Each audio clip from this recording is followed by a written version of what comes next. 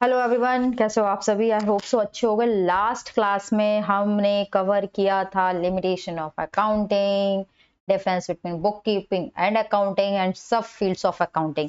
Although last class में मैं cover करना चाह रही थी आपका एक इम्पॉर्टेंट टॉपिक। क्या था टॉपिक? टॉपिक आपका जो था relationship with other discipline, accounting का अदर डिसिप्लिन के साथ क्या रिलेशन है। ये टॉपिक भी मैं लास्ट क्लास में लेना चाह रही थी, बट मैंने लास्ट क्लास में नहीं लिया था, लेकिन क्योंकि ऑलरेडी क्लास 50 मिनट्स की हो चुकी थी तो मैं क्लास ओवर नहीं करना चाह रही थी 50 मिनट से अब। तो आज की क्लास में हम रिलेशनशिप देखेंगे अकाउंटिंग का अदर डिसिप्लिन के साथ क्या है, राइट। तो आपकी बुक में जो दिया गया है वो दिया गया है अकाउंटिंग का रिलेशन इकोनॉमिक्स के साथ, अकाउंटिंग का रिलेशन मैथ्स के साथ, अकाउंटिंग का रिलेशन लॉ के साथ, स्टैट्स के साथ। चार तो हो गया, आई थिंक मैं कोई भूल तो नहीं रही हूँ। स्टैट्स है, मैथमेटिक्स है, लॉ है और अकाउंटिंग का रिलेशन मैनेजमेंट के साथ। तो चार चीजों के साथ, पांच चीजों के साथ बेसिकली दिया गया है और हम पांचों को एक एक करके समझेंगे। मैं बेसिकली वहां से थ्योरी नहीं पढ़ाऊंगी, आप घर जाके थ्योरी पढ़ लेना, बेस्ट होगा, क्योंकि इतना लंबा लंबा दिया हुआ है। बट मैं एक बात बताऊं, इसको छोड़ के मत जाना एग्जाम में। रीजन इज दैट क्योंकि relationship of accounting with other discipline जो है, ठीक है, relationship of accounting with other discipline, इससे ना एक क्वेश्चन आ ही जाता है।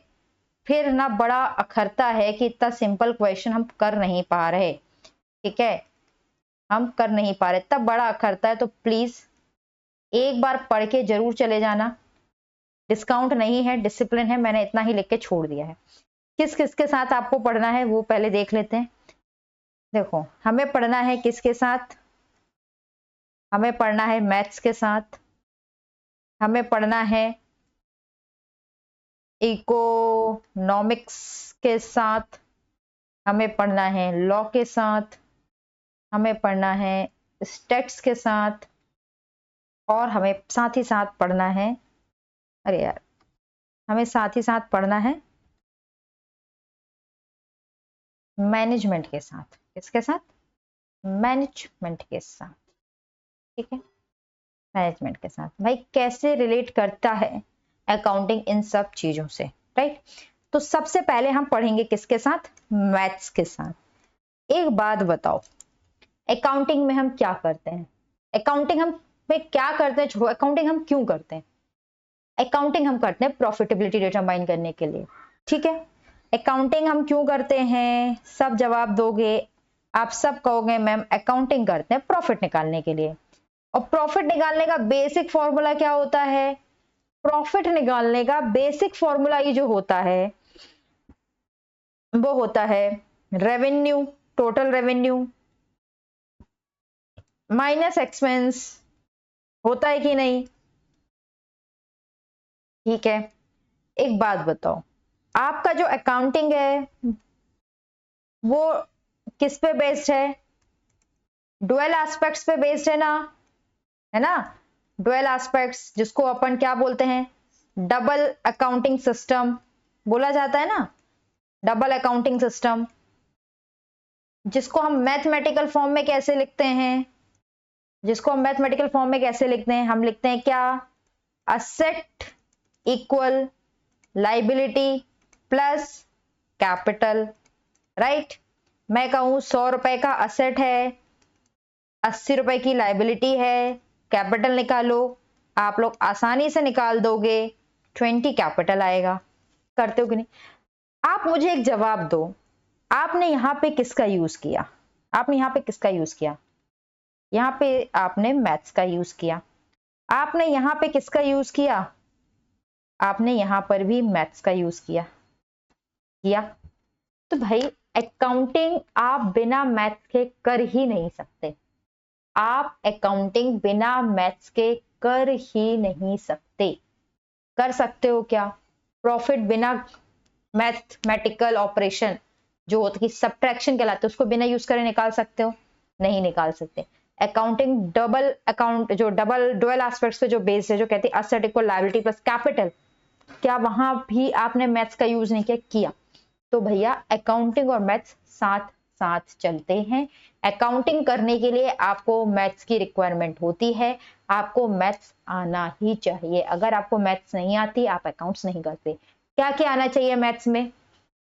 आपको मतलब एडिशन, सब्ट्रैक्शन, मल्टीप्लिकेशन, डिवीजन आना चाहिए, इंटरेस्ट कैलकुलेशन आना चाहिए, जो कि आपकी क्लास अप टू 10th तक की जो मैथ्स होती है वो आपको आना चाहिए। तो भैया मैथ्स अकाउंटिंग से रिलेटेड है। मैंने आपसे कहा था कि मैं आपको बुक नहीं पढ़ाऊंगी, लेकिन फिर भी चलो मैं आपको कुछ चीजें पढ़ा देती हूँ, बता देती हूँ। यहाँ पे लिखा हुआ है, क्या लिखा है? Knowledge of arithmetic and algebra is prerequisite of accounting, computation and measurement. Calculation of interest, annuity are the example of such fundamental uses while computing depreciation, finding out installment in hire purchase, installment payment transaction, calculation amount to be set aside for repayment of loan, replacement of asset, calculation of lease rentals. Mathematical techniques are frequently used and accounting data are also presented in the ratio form. ये बहुत important paragraph है आपका, ये बहुत important paragraph है भैया। कुछ भी अकाउंटिंग में करना हो आप बिना मैथ्स के नहीं कर सकते, ठीक है ना। उसके बाद अगर आप नेक्स्ट देखो, लास्ट पैराग्राफ में देखो तो क्या लिखा है? Presently, graph and charts are being extensively used for communicating accounting information. In addition to statistical knowledge, knowledge in geometry and trigonometry seems to be essential to have better understanding about the accounting communication system. ठीक है, तो भैया accounting जो है वो बिना maths के नहीं की जा सकती। समझ में आ गया? कोई ऐसी चीज तो नहीं थी जो समझ में नहीं आया? ठीक है। अगर मैं आपसे कहूं कि भाई मुझे मैं आपसे कहती हूँ कि मुझे लास्ट 5 ईयर का, मैं क्या कहती हूँ? लास्ट 5 ईयर्स का प्रॉफिटेबिलिटी डेटा दो, प्रॉफिट डेटा दो, ठीक है ना।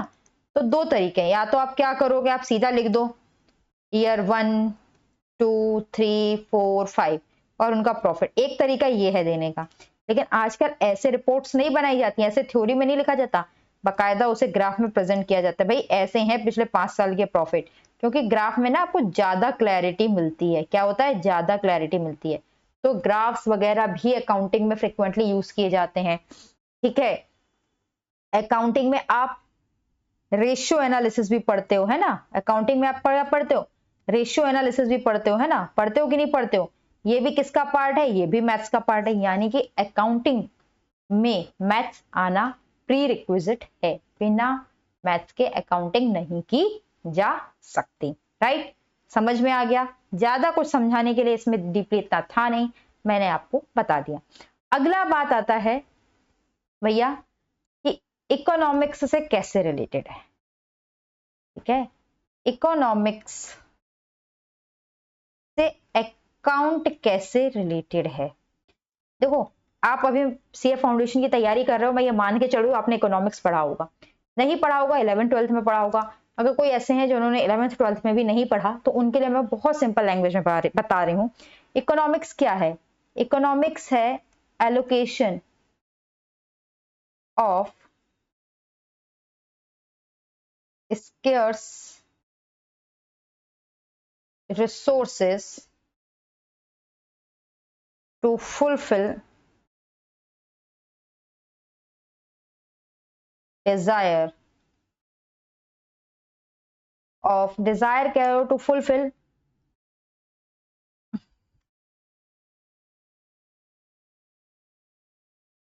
fulfill wants of human being present in an economy। ठीक है, क्या मतलब है? एक इकोनॉमी में प्रेजेंट जितने भी ह्यूमन बींग्स हैं उनकी इच्छाओं को पूरा करना लिमिटेड रिसोर्सेस के साथ, वो इकोनॉमिक्स कहलाता है। ठीक है, ये आपने पढ़ा होगा, नहीं पढ़ा है तो पढ़ लेंगे, ठीक है। ये कहलाता है इकोनॉमिक्स, राइट। अब इकोनॉमिक्स और अकाउंटिंग कैसे रिलेटेड है आपको ये देखना है, ठीक है। तो देखो इकोनॉमी बहुत बड़ी बात है ना, इकोनॉमिक कंट्री की होती है। कंट्री लेवल पे चीजों को समझना डिफिकल्ट हो जाएगा, अगर मैं बिजनेस के लेवल पे चीजों को समझूं तो भी डिफिकल्ट है, लेकिन एक फैमिली के लेवल पे समझना बहुत आसान है। फैमिली के लेवल पे समझना बहुत आसान है क्योंकि आप बचपन से देखते आ रहे, तो हम फैमिली के लेवल पे समझेंगे। हर फैमिली में जो फादर होते हैं वो अर्निंग पर्सन होते हैं। Most of the Indian family की बात की जाए तो फादर ही अर्निंग पर्सन होते हैं, राइट। अब मान लो फादर की जो इनकम है, ठीक है, फादर की जो इनकम है, इनकम मीन्स फादर की जो सैलरी है, ठीक है, फादर की जो सैलरी है वो कितनी है, वो 1 लाख रुपए है। कितनी है, 1 लाख रुपए फादर की सैलरी है। अब फादर की जो मंथली सैलरी आ रही है, एक तरीके से देखा क्या जाए तो ये लिमिटेड इनकम या लिमिटेड रिसोर्स की तरह है ना, लिमिटेड रिसोर्स है, क्योंकि भाई उस फादर को, उस व्यक्ति को इसी रिसोर्स में बहुत सारे लोगों की इच्छाओं को और जरूरतों को पूरा करना है, जिसमें उसके पेरेंट्स हैं, ठीक है ना, उसके स्पाउस हैं, मतलब उसकी पत्नी, धर्म पत्नी, आपकी माता जी हैं, ठीक है, उसके चिल्ड्रंस हैं, बच्चे हैं उसके ना, उसके चिल्ड्रन हैं, राइट। हो सकता है अगर हो तो उसके सिबलिंग्स भी हों, मान यानी कि भाई बहन अगर हो तो वो भी हो। तो इतने सारे लोग हैं, ये 1 लाख की जो मंथली सैलरी आ रही है उसमें सब कुछ करना है। पेरेंट्स एजेड हैं, उनकी मेडिकल्स बिल हो सकते हैं, स्पाउस है, स्पाउस की अपनी नीड्स होती हैं, चिल्ड्रंस की स्कूल फीस होती हैं, और सिबलिंग्स हैं तो हो सकता है वो कॉलेज वगैरह जा रहे हो, उनकी अपनी जरूरतें हों। ये सारी चीजों को उसको कितने में पूरा करना है, उसको ये 1 लाख रुपए की मंथली सैलरी में ये सब पूरा करना है।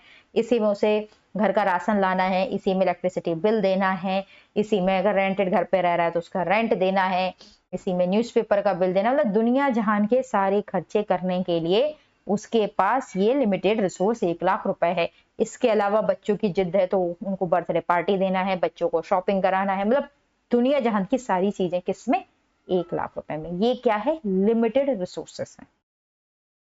अब इसी में वो सबकी जरूरतों को पूरा करेगा, यानी इकोनॉमी बन गई ना, लिमिटेड रिसोर्सेज है, सबके वांट्स को पूरा करेंगे, आपके फादर करते हैं। अब इसमें अकाउंटिंग का रूल क्या है भाई, इसी जो आ रहे हैं इसका कहीं ना कहीं ये जो फादर है ये कहीं ना कहीं क्या करता है, रिकॉर्डिंग भी तो करता ही होगा ना, एक हल्का फुल्का रिकॉर्डिंग हर घर में की ही जाती है खर्चों की, तो ये भी रिकॉर्डिंग करता होगा। फादर नहीं करते होंगे तो मदर करती होगी, घर का खर्चा जो भी चलाते हो वो कहीं ना कहीं रिकॉर्डिंग भी करते हैं। कैसे रिकॉर्डिंग करते हैं भाई, स्कूल फीस का इतना खर्चा है, इलेक्ट्रिसिटी बिल का इतना खर्चा हो जाएगा, मंथली महीने भर का पेट्रोल का इतना खर्चा हो जाएगा, या फिर और आपका अदर एक्सपेंसेस जो भी हैं, ऐसे करके वो सबका कहीं ना कहीं रिकॉर्डिंग करते हैं। अब ये रिकॉर्डिंग वो हमेशा से करते आ रहे हैं, करते आ रहे हैं, करते आ रहे हैं। अब क्या होगा, जब वो रिकॉर्डिंग करते रहेंगे तो उन्हें पता चलता है, क्या पता चलता है कि जो इलेक्ट्रिसिटी बिल के भाई साहब हैं, ये इलेक्ट्रिसिटी बिल भाई साहब हैं, ये मई के महीने में, स्पेशली गर्मी के महीने, मई और जून के महीने में क्या होता है, बहुत तेजी से बढ़ जाता है, इलेक्ट्रिसिटी बिल बहुत ज्यादा हो जाता है, क्योंकि फैमिली मेंबर्स इतने, सबके रूम में एसी है, सबके रूम में एसी चल रहा है, तो क्या होता है, बिजली बिल बहुत स्पाइक कर जाता है। क्योंकि बिजली बिल बहुत हाइक कर जाता है तो इस महीने में वो क्या करते हैं, जो मई और जून का ये जो महीना है ना, क्योंकि भैया उनको पता है कि 4 एसी चलेंगे तो कम महीने का बिल कम से कम जो जाएगा 20,000 के आसपास चला जाएगा, अगर 4 एसी चलेंगे तो वो क्या करते हैं भाई, बिजली बिल का खर्चा बहुत बढ़ जाएगा, तो कहीं और से एक्सपेंसेस को क्या करते हैं, कट शॉर्ट करते हैं। क्या करेंगे, अदर एक्सपेंसेस को कट शॉर्ट करेंगे, कम करेंगे, ठीक है, और ताकि टू बैलेंस ऑल थिंग्स, ठीक है, ऑल थिंग्स, ताकि वो बाकी चीजों को बैलेंस कर सकें, घर का खर्चा बैलेंस कर सकें, बाकी अदर एक्सपेंसेस को मैनेज करें, तो कहीं ना कहीं से कुछ खर्चा कम करेंगे और कहीं ना कहीं कुछ खर्चे को वो पूरा करेंगे, करेंगे ना। तो अब एक बात बताओ मुझे, ये जो लिमिटेड रिसोर्सेज हैं, ठीक है, इस लिमिटेड रिसोर्सेस का जो एलोकेशन है, बेटर जो एलोकेशन हो रहा है, उसमें मदद कौन कर रहा है, मदद कौन कर रहा है, ये हो रहा है बेस्ड ऑन रिकॉर्डेड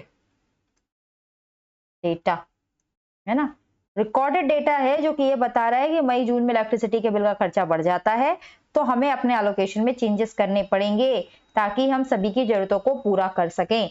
तो इकोनॉमिक्स लिमिटेड रिसोर्सेज के एलोकेशन पे तो फोकस करती है, लेकिन वो किस तरीके से किया जाए, कैसी जरूरतों को पूरा किया जाए, उसके लिए जो डेटा प्रोवाइड करता है वो कौन प्रोवाइड करता है, वो अकाउंटिंग प्रोवाइड करता है। वो डेटा कौन प्रोवाइड करता है, वो डेटा अकाउंटिंग प्रोवाइड करता है, राइट। और एक चीज देख लो ताकि आप पढ़ो तो आपको समझ में आ जाए। इकोनॉमिक्स जो है ना, इकोनॉमिक्स जो है वो बात करता है, इकोनॉमिक्स में भी बहुत बात होती है, दो चीजों की इकोनॉमिक्स में बहुत चिल्ला चिल्ला के बात करता है, एक इनकम की और एक कैपिटल की, ठीक है। लेकिन इन दोनों को रिकॉर्ड कैसे करना है, इन दोनों कॉन्सेप्ट को ब्रश एंड अप किसने किया, अकाउंटिंग है। वो हमें बताता है कि भाई इनको कैसे रिकॉर्ड करना है, ये कौन बताता है, ये हमें अकाउंटिंग बताता है, ठीक है। तो कौन बताता है, अकाउंटिंग। जैसे कि इकोनॉमिक्स कहता है वैल्यूएशन मेथड बहुत देता है अकाउंटिंग ना, अकाउंटिंग में आपने वैल्यूएशन पढ़ा होगा, नहीं पढ़ा है तो आगे पढ़ेंगे। वैल्यूएशन ऑफ आप फिक्स्ड असेट है ना, वैल्यूएशन ऑफ इन्वेंट्री कैसे करना है, ये सब कौन करता है, अकाउंटिंग करता है, ब्रश एंड अप कर देता है इकोनॉमिक्स के कॉन्सेप्ट को। इकोनॉमिक्स कहता है कि वैल्यू करो किसको, असेट को, किस पे वैल्यू करो, present value of future income, ठीक है। ये कह रहा है भाई आप एक असेट जो आप खरीद के लेकर आए हो, मान लो आप एक असेट खरीद के लेकर आए, XYZ कोई असेट खरीद के ले आए, कह रहे इसकी जो वैल्यू होगी ना आज की डेट में, वो डिपेंड करेगी आने वाले 10 साल में, है ना, आने वाले 10 साल में आप इनसे जो इनकम कमाओगे उसकी प्रेजेंट वैल्यू। अब प्रेजेंट वैल्यू कैसे निकालते हो, आगे बढ़ोगे। लेकिन भाई अगर कोई असेट की वैल्यू 100 साल हुई तो उसकी वैल्यू कैसे निकालेंगे, उसको किस वैल्यू पे बुक में रिकॉर्ड करेंगे, उस प्रॉब्लम को किसने सॉल्व किया, उस प्रॉब्लम को अकाउंटिंग ने सॉल्व किया। उसको किसने सॉल्व किया, अकाउंटिंग ने सॉल्व किया। अकाउंटिंग ने कहा कि भैया एक्विजिशन कॉस्ट पे जिस वैल्यू पे एसेट को खरीदेंगे उस वैल्यू पे बुक में रिकॉर्ड कर लेंगे, राइट। समझ में आ गया कि किस तरह से इकोनॉमिक्स और अकाउंटिंग आपस में रिलेटेड है। इकोनॉमिक्स अकाउंटिंग से डेटा लेती है, एनालिसिस लेती है, उसके बेसिस से वो एलोकेशन करती है, राइट। आई होप सो आपको समझ में आ गया। अब आप बुक से पढ़ लेना, आपको क्लियर कट सारी चीजें समझ में आ जाएंगी, राइट। अगला अगला आपका क्या है, हाँ सॉरी, अगला है लॉ। अकाउंटिंग लॉ से कैसे रिलेटेड है, आओ देखते हैं अकाउंटिंग लॉ से कैसे रिलेटेड है।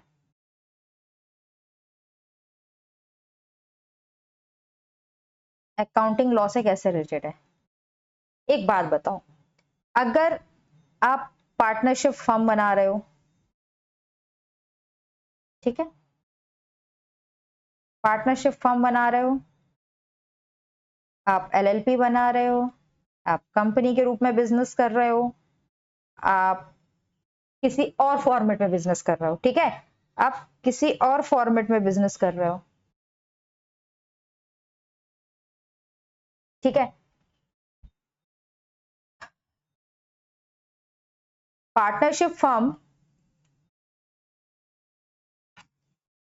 हेलो, एक नौटंकी क्या हो रही है, क्यों प्रॉब्लम कर रहा है ये,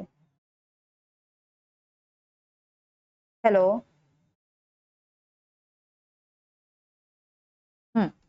पार्टनरशिप फर्म जो है वो किससे गवर्न होती है, पार्टनरशिप एक्ट से गवर्न होती है ना, पार्टनरशिप एक्ट से गवर्न होती है। LLP एक्ट से गवर्न होता है, कंपनी एक्ट से गवर्न होती है।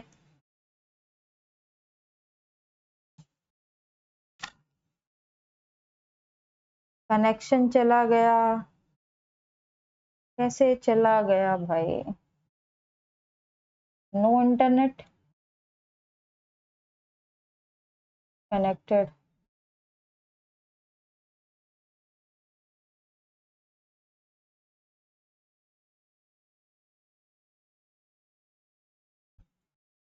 कंपनीज एक्ट से गवर्न होती है, ठीक है। अब आप कहोगे ma'am partnership firm partnership act से, LLP एक्ट से, कंपनीज एक्ट से, समझ आ गया। लेकिन प्रोप्राइटरशिप कैसे गवर्न होते, वो तो किसी से गवर्न ही नहीं होते, प्रोप्राइटर कैसे गवर्न नहीं होते, माना कोई पर्टिकुलर एक्ट नहीं है, प्रोप्राइटरशिप एक्ट, ऐसा कोई एक्ट नहीं है, लेकिन कॉन्ट्रैक्ट एक्ट है कि नहीं है, अप्लाई होगा कि नहीं, है ना। आप सेल्स ऑफ गुड्स एक्ट पढ़ोगे, अप्लाई होगा कि नहीं, ठीक है, होगा कि नहीं। अगर कोई प्रॉमिसरी नोट या बिल ऑफ एक्सचेंज इशू कर दिया तो नेगोशिएबल इंस्ट्रूमेंट एक्ट लगेगा कि नहीं, लगेगा। यानी कि हर व्यक्ति किसी ना किसी एक्ट से गवर्न हो रहा है कि नहीं।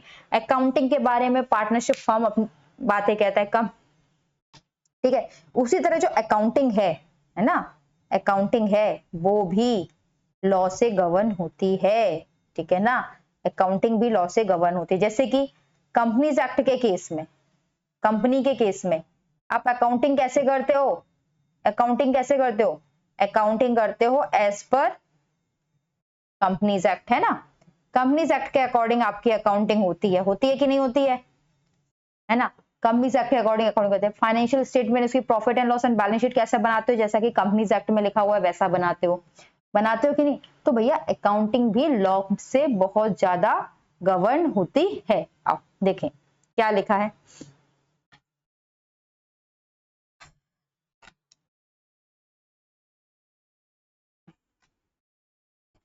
An economic entity operates with in legal environment, कोई भी इकोनॉमिक एंटिटी लीगल एनवायरमेंट में काम करती है। All transaction with supplier and customers, जितने भी ट्रांजेक्शन होते हैं सप्लायर एंड कस्टमर के बीच, वो किससे गवर्न होते हैं, कॉन्ट्रैक्ट एक्ट से गवर्न होते हैं, सेल्स ऑफ गुड्स एक्ट से गवर्न होते हैं, नेगोशिएबल इंस्ट्रूमेंट एक्ट या etcetera. The entity itself is created and controlled by law, entities खुद भी क्रिएटेड होती हैं किसके द्वारा, एक्ट के द्वारा। जैसे पार्टनरशिप फर्म क्रिएट होती है पार्टनरशिप एक्ट में, एलएलपी एक्ट में, कंपनीज एक्ट में, एओपी एंड बीओआई भी अपने सेपरेट एक्ट में क्या होती हैं, क्रिएटेड होती हैं। Similarly every country has a set of economic, physical and labour law, हर कंट्री का अपना एक economic, physical and labour law होता है। Transaction events are always guided by the law, हर जो ट्रांजेक्शन होते हैं वो गाइडेड बाय लॉ होते हैं, ठीक है। Very often the accounting system to be followed has been prescribed by law. For example अधिकतर जो हमारा अकाउंटिंग सिस्टम भी होता है वो लॉ के द्वारा गवर्न होता है। जैसे कंपनीज एक्ट ने प्रिस्क्राइब कर रखा है format of financial statement for the companies, ठीक है, कंपनीज एक्ट ने कर रखा है। अगर आप बैंकिंग कंपनी की बात करते हो, इंश्योरेंस कंपनी की बात करते हो, तो वहां पे भी आप देखोगे, या इलेक्ट्रिसिटी कंपनीज की बात करते हो, इनके भी जो फाइनेंशियल स्टेटमेंट बनते हैं वो प्रिस्क्राइब किए गए हैं उनके रिस्पेक्टिव लेजिस्लेशन के द्वारा। How legal prescription about accounting system is a product of development in accounting knowledge, that is to say legislation about accounting system cannot be enacted unless there is a corresponding development in the accounting system.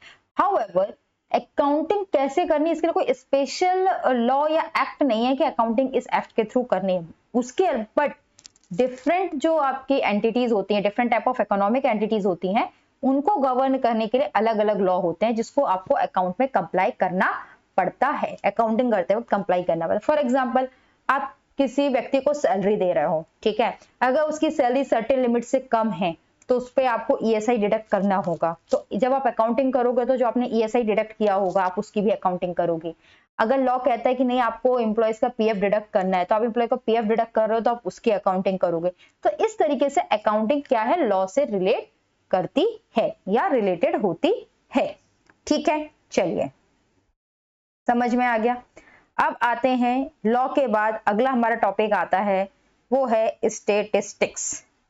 देखो statistics की बात की जाए ना तो ये generally related होता है किससे, analysis of large amount of data, interpretation of large amount of data. तो भैया स्टेट्स क्या करता है, लार्ज अमाउंट ऑफ डेटा को स्टडी करता है, उससे रिजल्ट निकालता है स्टैटिस्टिकल मेथड को यूज करके। अब अकाउंटिंग उससे कैसे रिलेटेड है, देखो मैं आपको ना एक छोटा सा एग्जांपल दे रही हूँ, ज्यादा बड़ा तो नहीं, छोटे से एग्जांपल से आप समझने की कोशिश करना। स्टेट्स में आप क्या कैलकुलेट करते हो, मीन कैलकुलेट करते हो, ठीक है। और मीन क्या होता है, मीन बेसिकली एवरेज ही तो होता है ना, एवरेज ही होता है मीन कुछ और नहीं होता। और अकाउंटिंग में आप एक टर्म बहुत कॉमनली यूज करते हो, क्या यूज करते हो, कॉमनली वो टर्म्स क्या है, वो है एवरेज प्रॉफिट।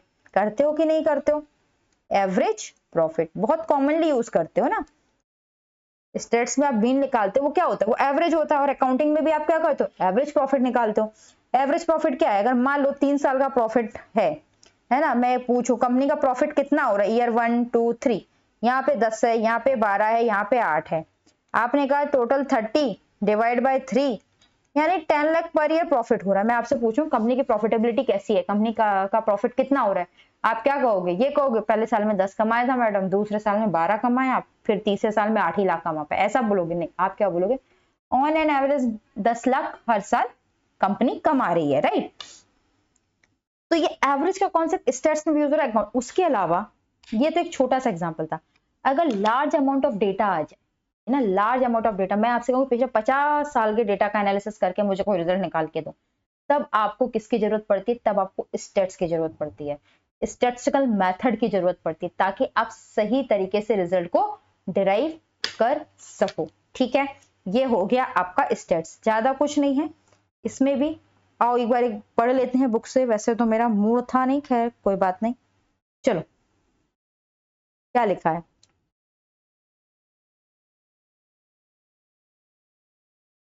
हाँ, accounting information is very precise, बहुत प्रिसाइज होती है और एग्जैक्ट टू द लास्ट पैसा होती है, but for decision making purpose such precision is not necessary and hence statistical approximation are short.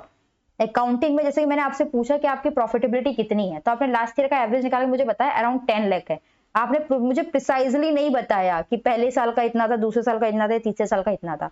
आपने जो मुझे बताया वो क्या था, वो अप्रोक्सीमेशन था। तो जब डिसीजन मेकिंग होती है तो हमें अप्रोक्सीमेशन की रिक्वायरमेंट होती है, वहां पे हमें एक्चुअल नहीं चाहिए होता है। ठीक है ना, क्या चाहिए होता है, अप्रोक्सीमेशन चाहिए होता है। इन accounts all values are important individually because they relate to business transaction at against statistics is concerned with a typical value behavior or trend over the period of time or the degree of variation over series of observation. Therefore, wherever a need arises for only broad generalization or average relationship, statistical methods have to be applied for accounting data. ठीक है, decision making में approximation की जरूरत होती है, जैसा कि मैंने पहले भी बोला था। अब अकाउंट्स में हर एक वैल्यू इंपॉर्टेंट है, अकाउंटिंग में हर एक वैल्यू इंपॉर्टेंट है, बट स्टेट्स में ऐसा नहीं है।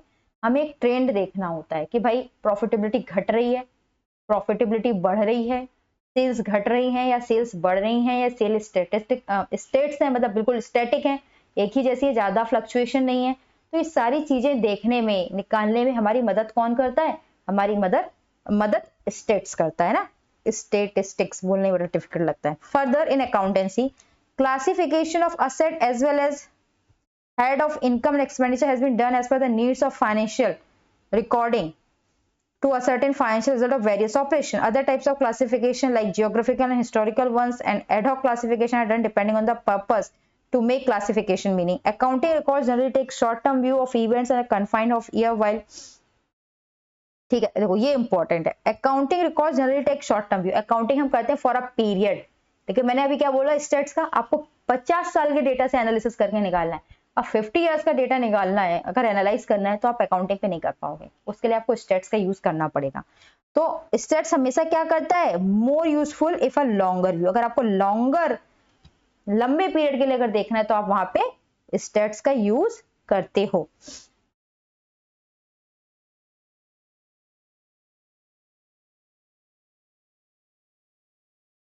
देखो in accountancy number of financial and other issue are based on statistical method जो हेल्प करते हैं averaging them over a period, and several accounting and financial calculation are based on statistical formula. ये आपकी हेल्प करता है in developing accounting data in their interpretation. For example time series cross sectional comparison of accounting data is based on statistic technique. तो basically एक simple सी बात हम ये समझ गए कि अकाउंटिंग हमें डेटा प्रोवाइड तो कर देता है, लेकिन जब हमें उसका एनालिसिस करना होता है, जब उससे हमें इंटरप्रिटेशन करनी होती है, तब हमें स्टेट्स का यूज करना पड़ता है, हमें उसकी टेक्निक्स का यूज करना पड़ता है। और इसी तरह से अकाउंटिंग और स्टेट्स आपस में रिलेटेड हैं। अब last but not the least is management. भैया मैनेजमेंट और अकाउंटिंग तो आपस में बहुत रिलेटेड है। हमने पूरा एक टॉपिक ही पढ़ा था मैनेजमेंट अकाउंटिंग, पढ़ा था ना लास्ट क्लास में। जब मैनेजमेंट अकाउंटिंग पढ़ा था तो आप मैंने बताया था कि मैनेजमेंट कैसे फाइनेंशियल अकाउंटिंग को यूज करते हैं, कैसे कॉस्ट अकाउंटिंग को यूज करते हैं और अपने मैनेजमेंट के लिए रिपोर्ट प्रिपेयर करते हैं, राइट। तो मैनेजमेंट डिसीजन मेकिंग के लिए ना अकाउंटिंग रिजल्ट्स का यूज करता है। क्या करता है? अकाउंटिंग रिजल्ट्स का यूज करता है, फाइनेंशियल स्टेटमेंट का यूज करता है, राइट। इस तरीके से मैनेजमेंट और अकाउंटिंग आपस में क्या होते हैं? रिलेटेड होते हैं। लाओ लाओ कह रही हूँ, आओ एक बार पढ़ लेते हैं। Management is a broad occupational field which comprise many function and encompasses application of many discipline including those mentioned above। मतलब मैनेजमेंट सिर्फ अकाउंटिंग का यूज नहीं करता, मैनेजमेंट इकोनॉमी का भी यूज करता है, मैनेजमेंट मैथ्स का भी यूज करता है, मैनेजमेंट स्टैट्स का भी यूज करता है, मैनेजमेंट लॉ का भी यूज करता है, ठीक है। Accountant are well placed in the management and play a key role in management team. A large portion of accounting information is prepared for management decision making। लिखा है a large portion of accounting information is prepared for management decision making, although management relies on other data sources. Accounting data are used as basic source document in the management team, and accounting is in better position to understand and use such data. In other words, since accountant play active role in management, he understands the data requirements, so the accounting system can be molded to serve the management purpose। देखो समझ में आ गया हो तो बहुत अच्छी बात, नहीं आया हो तो और अच्छी बात। कैसी बात कर रहे हो मैडम? समझ आ गया तो अच्छी बात और नहीं आया तो और अच्छी बात। सही तो बात है। देखो एक बार ना बता देती हूँ, वैसे तो ऐसा कुछ है नहीं जो आपको ना पता हो। इसके लिए ना एक बात बोलूं, एक एक पैराग्राफ कम से कम 100 150 वर्ड का ना खुद से लिख लेना, क्योंकि बुक के लैंग्वेज के भरोसे बैठे रहे एग्जाम के एक दिन पहले याद करना तो नहीं कर पाओगे, नहीं कर पाओगे, बिल्कुल नहीं कर पाओगे, ठीक है। मैनेजमेंट में अकाउंटेंट के मेंबर होते हैं, अकाउंटेंट होते हैं कि नहीं? बिल्कुल होते हैं। आप चार्टर्ड अकाउंटेंट हो, आप मैनेजमेंट के पार्ट होते हो, ठीक है। और आप बहुत अच्छे से, आपके पास अकाउंटिंग की नॉलेज होती है, आपके पास लॉ की नॉलेज होती है, आपके पास टैक्सेशन की नॉलेज होती है, आपके पास बहुत ब्रॉड नॉलेज होती है, राइट। जिसके कारण आप अकाउंटिंग इंफॉर्मेशन को आसानी से समझ सकते हो, राइट। ये जो मैनेजमेंट होता है ना, ये अकाउंटिंग इंफॉर्मेशन को यूज करता है, ठीक है। अकाउंटिंग इंफॉर्मेशन को यूज करता है इसके लिए, डिसीजन मेकिंग के लिए। क्यों? क्योंकि जो बेसिक इंफॉर्मेशन है ना, बेसिक इंफॉर्मेशन का मतलब क्या हो गया? बेसिक इंफॉर्मेशन का मतलब प्रॉफिट और फाइनेंशियल पोजीशन। वो आपको किससे पता लगती है? वो आपको फाइनेंशियल स्टेटमेंट से पता लगती है। किससे पता लगती है? फाइनेंशियल स्टेटमेंट से पता लगती है, राइट। तो मैनेजमेंट और अकाउंटिंग आपस में रिलेटेड है। मैनेजमेंट कोई भी डिसीजन बिना अकाउंटिंग इंफॉर्मेशन के ले ही नहीं सकता। मैनेजमेंट कोई भी डिसीजन बिना अकाउंटिंग इंफॉर्मेशन के ले ही नहीं सकता, ठीक है। तो ये क्या है? ये बेसिक इंफॉर्मेशन आपको अकाउंटिंग से मिलती है। उसके अलावा मैनेजमेंट बाहर से भी इंफॉर्मेशन इकट्ठी करते हैं। भैया इकोनॉमिक कंडीशन कैसी चल रही है, ठीक है ना, इकोनॉमिक कंडीशन, इसके लिए समय समय पे ना गवर्नमेंट की इकोनॉमिक सर्वे रिपोर्ट्स आती रहती हैं, ठीक है। तो इसके लिए वो इकोनॉमिक सर्वे रिपोर्ट देखते हैं, राइट। पॉलिटिकल कंडीशन कैसी है, वो डिसीजन मेकिंग से पहले पॉलिटिकल कंडीशंस को भी देखते हैं। लॉ में कोई चेंजेस हुआ है, मेजर चेंजेस, तो वो उसको भी देखते हैं। तो मैंने बाहर से भी बहुत सारी इंफॉर्मेशन इकट्ठी करते हैं, लेकिन जो बेसिक इंफॉर्मेशन होती है कि भैया बाहर जो हो रहा है वो तो हो रहा है, बाहर जो हो रहा है वो तो हो रहा है, लेकिन क्या मेरी जो कंपनी है, मेरी जो बिजनेस है, उसके अंदर इतनी ताकत है कि मैं जो डिसीजन लूंगा वो उसको झेल पाएगी, वो उसमें सरवाइव कर पाएगी? तो वो सर्वाइवल स्पिरिट कंपनी की है या नहीं, वो अकाउंटिंग इंफॉर्मेशन मैनेजमेंट को प्रोवाइड करती है। तो इस तरीके से अकाउंटिंग इन सभी डिसिप्लिन से रिलेटेड है। आधा घंटा करीब हमें लग गया इसको समझने में, और ये बहुत इंपॉर्टेंट है एग्जाम पॉइंट ऑफ व्यू से। जरूर करिएगा, एक ना एक क्वेश्चन जरूर देखने को मिलता है। उसके अलावा हम लिमिटेशन लास्ट क्लास में कर चुके हैं। अकाउंटेंट का रोल सोसाइटी में क्या होता है? भाई अकाउंटेंट का रोल सोसाइटी में क्या होता है, आप इसको खुद से रीड कर लीजिएगा, कोई नहीं, इतना इंपॉर्टेंट नहीं है। देखो ये मैं बता रही हूँ सेल्फ के लिए है, राइट। ये सेल्फ है, सेल्फ से रीड कर लेना, कुछ खास नहीं है इसमें, ठीक है। एरिया ऑफ सर्विसेज की बात है, बीइंग आप चार्टर्ड अकाउंटेंट बन जाओगे तो कहाँ कहाँ सर्विस दोगे।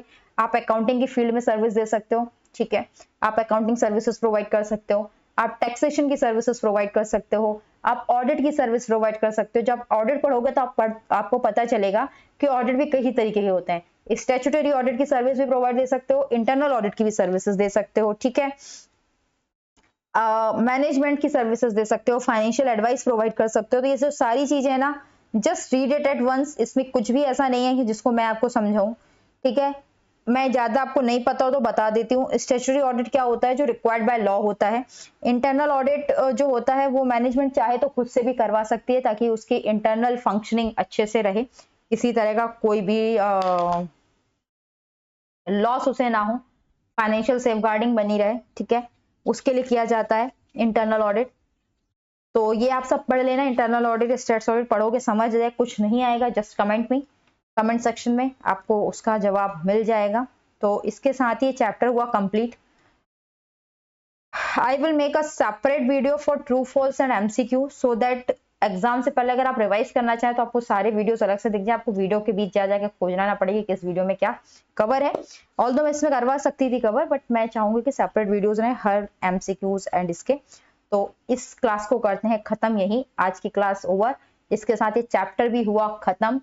मिलेंगे नेक्स्ट लेक्चर में नए चैप्टर के साथ, तब तक के लिए थैंक यू। अगर आपको लेक्चर पसंद आया तो प्लीज चैनल को लाइक शेयर एंड सब्सक्राइब करना ना भूलें। Thank you.